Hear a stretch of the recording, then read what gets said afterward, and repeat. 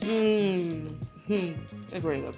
I'm gonna show you how to make these charred sweet corn and seared tuna tostadas, packed full of flavor. Got chipotle sour cream on the bottom, loads of hot sauce and jalapenos. It's really fresh, crispy. It's got kind of everything that you want in a meal, in my humble opinion.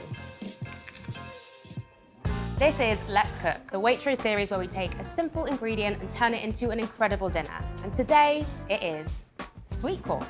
Call me. It's sweet and crunchy. It's the signifier of warmer weather. Fantastic on the barbecue, just covered in butter and a little bit of salt. I actually love to pair it with crab and udon as a really delicious noodle dish. The sweet corn just adds that pop. And also crab and sweet corn chowder, a delicious, delicious dish. I actually have a recipe up on Waitrose.com. We blitz the sweet corn up with miso to get this really creamy, delicious sauce with pasta. It's pretty good. Most people don't know this, that it's wonderful in desserts. Sweet corn ice cream is probably one of my favorite ice creams, and also it does wonders in cakes. So use it in desserts.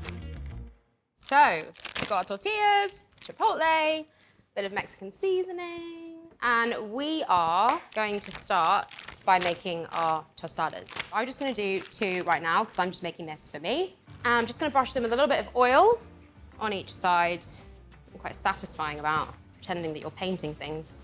We're gonna do these in the air fryer today. Laura, who is on set with us today, has made these very beautiful foil just to weigh the tortillas down so they're not flying around in the air fryer. So all air fryers are different. I'm doing this one at about 170.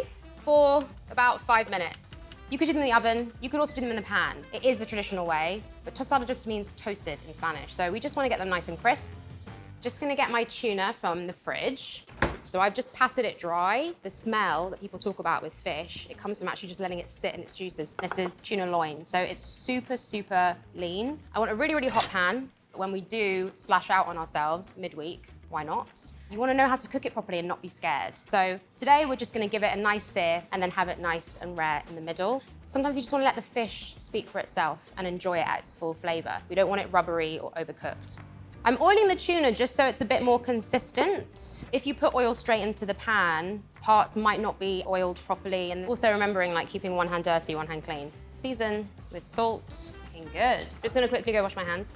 Black pepper I wouldn't usually use when you're searing something really, really hot, but because it's so quick, it's just adding a little bit more flavor. And we're just gonna go into this hot pan. The beauty of cooking tuna like this is that you can actually watch it cook. I can just see that it's starting to cook on the outside, and you can see that lovely pink rareness in the middle. It needs cooking a lot less than you think. Seal it just on the outside so all the edges are sealed, and that's good. Whilst this is resting, I just want to give it a little lick of olive oil. Just do a little squeeze of lime. Having the oil on just sort of protects it because when you add an acid to the fish, it will start cooking it. Cannot wait to eat this. And I'm just going to put it in the fridge. We're back. When sweet corn is in season, Waitrose prioritizes 100% British corn. It is grown on the sunny, sunny soils of Hampshire. Sweet corn loves heat, makes it sweeter. And I'm just going to crack this in half, just so it's easier later when I'm slicing. It's a little bit of oil, a little bit of salt. One of my favorite ways to cook sweet corn is on the barbecue, but we're gonna do the same thing in a hot pan. And it gets that nice smoky flavor, it brings out the sweetness. We're just gonna turn it every so often. And now we have time to prep our salsa. So, 4 spring onions. In Waitrose world, these are called salad onions, and no one knows why.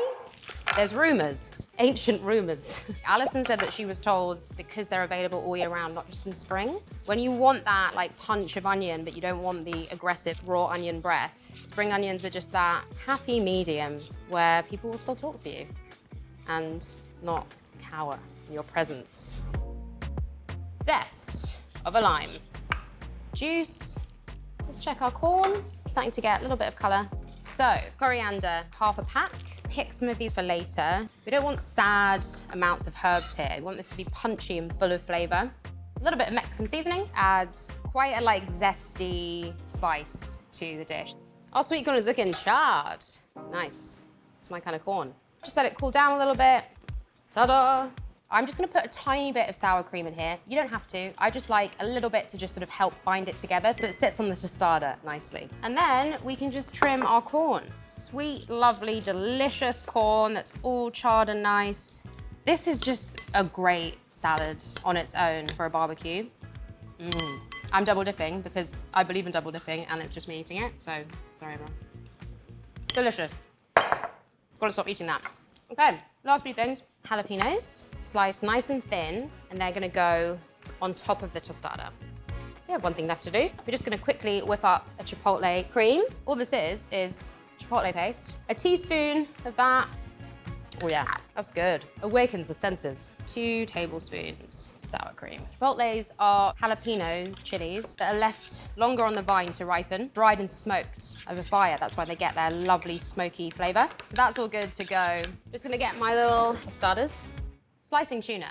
This is sometimes a conundrum for some. When people talk about slicing against the grain, maybe you don't understand what that means, but you can really see it on the tuna. You can see these lines here. That is the grain, the muscle fibers. So the grain is this way. So as long as you're not chopping this way, you want to go against the grain, and then you're going to get that soft mouthfeel. You want the tuna to be like buttery and soft and delicious. So I'm on tiptoes. Short problems. I always think this first slice is like your chef snack. That was delicious. Just having a moment with my tuna. Draw your knife back towards you. You can probably get away with having 1 tuna steak between 2. More chef snacks. Beautiful. Okay, it's time to plate up. I'm so excited. Bring the tostada to you. Big dollop of that. Could put some guacamole on this. Tostadas are a real, like, vehicle for flavor and creativity, so it's about experimenting. Look at that. I'm actually salivating a bit. And then get some seared tuna slices. It's about trying to fit as much on there within reason that you don't totally get it everywhere, basically. A few little jalapenos, some coriander, a little bit of Mexican seasonings, just for some color, and then some lime. Also, don't forget hot sauce, but this is more like take it to your mouth, laden it all over, and then shove it in your gob. And that is it.